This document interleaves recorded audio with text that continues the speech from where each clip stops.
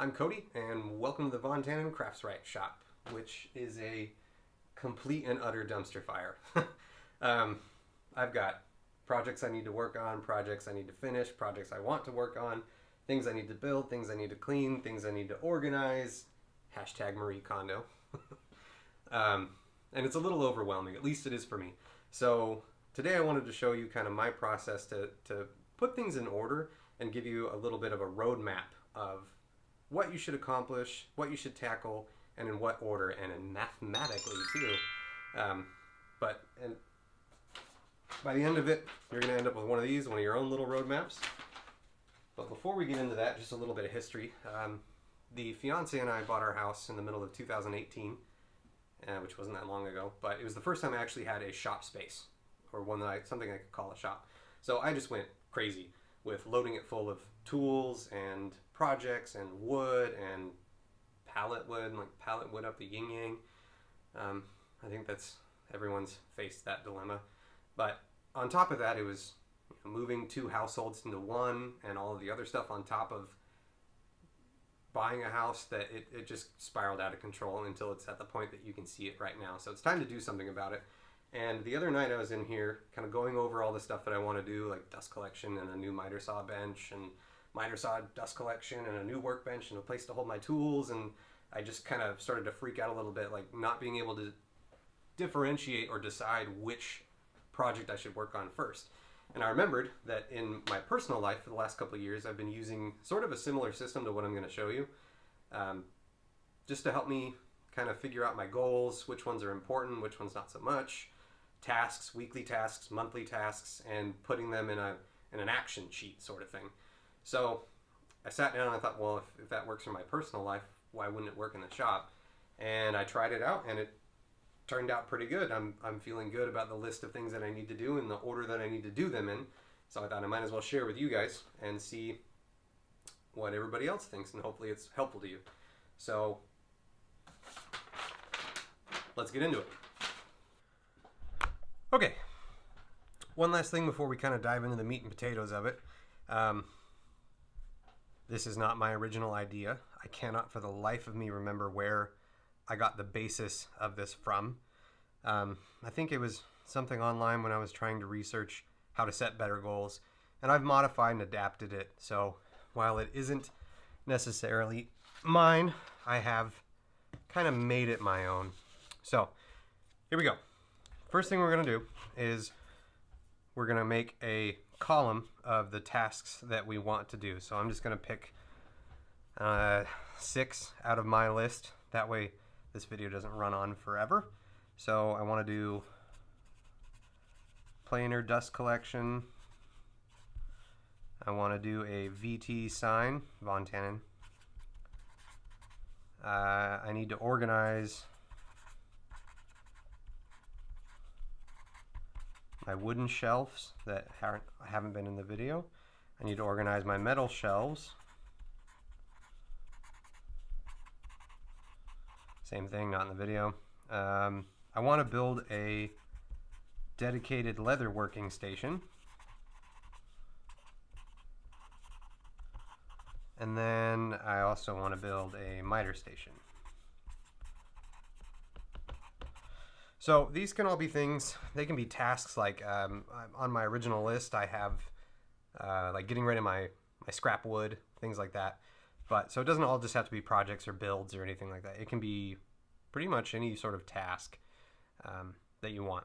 So after we have that, we're going to start our first, actually technically it would be our second column over here, and this is going to be impact. So what we're going to do is go through each one of these items and number them 1 to 5, 1 being the greatest and 5 being the least. So meaning having the most impact and having the least impact. That's kind of the tricky part about this little system, is there's room for error. I mean, we're humans. We might think something has a lot of impact when really it doesn't. We just want to do it. Or we might think it doesn't have a lot of impact because we don't want to do it when it really does. But just try to use your best judgment and be as honest as you can. It'll all come out in the numbers, and I'll also explain kind of how you can flirt with the system a little bit and mess around with it and make it make it work a little better. So planar dust collection impact, I'm going to give that a 1 because I have a project I need to work on. I need to use my planer, and it needs to have dust collection. Von Tannen sign doesn't really have a ton of impact, but maybe a little bit because I can put it in the background of these videos. Organize my wooden shelves. I'm going to give that a 3. Organize my metal shelves. That's going to be a 2 because that's really, it needs to be done. There's a bunch of junk in there. Building a dedicated leather station, it would help, but it's not going to change my workflow too much because I can still do leather stuff without it. So I'm going to give that a 3. And then miter saw station, same. It'd be helpful, but it's not going to have a huge impact. After we do that, we're going to do another column, and we're going to call this one difficulty. So we're going to go through and label everything in greatest to least difficulty. 1 being the greatest, 5 being the least. 5 is the most difficult, okay? So planar dust collection, that's pretty easy. Von Tannen sign, that's really easy. It's just some bandsaw work. Organizing, it's not fun to organize, and it can be a pain sometimes, so I'm going to give those 2s. A leather station, I want to do it the right way with a slabbed tabletop and mortise and tenon legs, like beefy legs. I want it to be heavy, so a little bit more on the difficult side. Miter saw station, I really want to do some neat stuff with that, so I'm going to call that a little bit more difficult. Okay, next one is going to be cost. 1 being the least expensive, 5 being the most. Now, I kind of have a little cost breakdown for me that I like to use for these numbers. You can make it however you want, but usually I go 0 being free. A 1 is $1 to $50. Let's try to break this off. A 2 is 51 to 100. 3 is 101 to 200. 4, 201 to 400. And then 5 being 400 plus. Anything greater than 400 I consider a 5 in cost. So planar dust collection, I already have all the materials on that, and altogether it was really inexpensive, so it's $1. Von Tannen sign, I have all the scraps and paint I need for that, so that's a 0. Organized wooden shelf doesn't cost me a dime because it's just man hours, so those are 0s.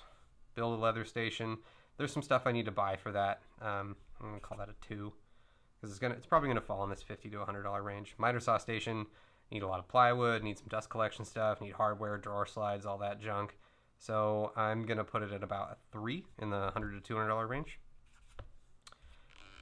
After that, we go into urgency. How quickly does it need to be done? Does it need to get done right away, or can it wait a little bit? So planar dust collection, this is going to be 1 being the greatest urgency and 5 being the least. Planar dust collection needs to be done right away because I have a project I need to do this weekend, so that's going to be a number 1. Von Tannen sign, urgency on that, I want to add it to the background of my video, so that's a 1. Organized shelves, it'd help with the workflow around here for sure. Give those 1s too. Build a leather station. Not really that urgent. It's not going to hurt me if I wait a while to do that. I'll give that a 3. Same with the miter saw station. I can still get by with all the stuff that I have currently. It'll be helpful, but it's not going to completely change the game. So it doesn't need to be done that quick. That's a 3. So after we've done all that, here's where the mathematical magic happens. What we go through is we go through and total all these. Okay. So we've totaled everything, and now you can kind of see there's a hierarchy here, right? So this is a number 4, 5, 6, 6, 6, 11, or 6, 6, 6, 6, 11, 14. Now, I typically like to do this in Excel or Google Sheets even. Google Sheets is free. It's just as good as Excel for the most part, unless you're doing some seriously heavy spreadsheets. And it's online, so you can access it anywhere. I normally do it in Excel, and I actually filter this whole section and sort it by these numbers from least to greatest, and then bam, you have your sheet of what you need to do. Like you can see, I should technically work on the Von Tannen thing first because it has the lowest number. All things combined, it's the easiest piece of fruit to pick. The miter saw station and the leather station, they have pretty high numbers, so I should put them off. But here's the one little caveat that I like to add to this whole system. And let me actually grab my sheet. So this is the sheet that I came up with on Google Sheets. And you can see some of my numbers are a little bit different, but I have everything written down to make it very, very easy. And I'll actually include a link to this with the formulas already set in place and the filter, so that you can just go ahead and use it for yourself. But when it comes to this list, I actually don't go through it 100% from top to bottom. And there's a reason for that. Number one, it's kind of monotonous and boring, even though it is a really good list of all the stuff that I need to do. The second reason being, sometimes this system is a little flawed in the sense that maybe there's something that's really urgent, has a huge impact, but it's kind of difficult and it costs a lot, so it gets shoved in the middle of the pack. Or it's free and it's very easy, but it has zero impact, and or maybe a little bit of impact, but it's very difficult, and that gets shoved to the middle of the pack. And that can kind of screw with you a little bit. So normally what I like to do is I like to just kind of hop through the first couple, and then I'll jump to something in the middle that has high impact and high urgency, or kind of middle of the road. Like these have ones. Building a dedicated photo station and mounting my dust collector to the wall. Those have high impact, but because of the difficulty and some of the urgency, they've been shoved down here. So I normally take a couple off the top and a couple off the middle, and then just work my way through them. And this obviously isn't a hard and fast rule, like if you don't stick to this, you're a terrible shop person and you're never going to get anything accomplished in your life. Like, just take it with a grain of salt. It's not perfect. The math of it is perfect, but humans are not. Yeah, so I hope that helps, and thank you for watching. And if you'd like to hit the subscribe button, I would greatly appreciate it. If this was helpful to you, please leave a comment. Let me know how. If you can see any improvements, I'd love to hear them too. So thank you again for watching. Have a good one. Mic drop.